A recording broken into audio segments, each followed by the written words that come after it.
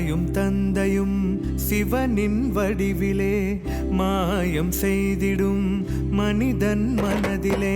தாயும் தந்தையும் சிவனின் வடிவிலே மாயம் செய்திடும் மனிதன் மனதிலே. சிவனும் சக்தியும் எந்தன் உடலிலே உடலும் உயிருமாய் வாழும் உணர்விலே.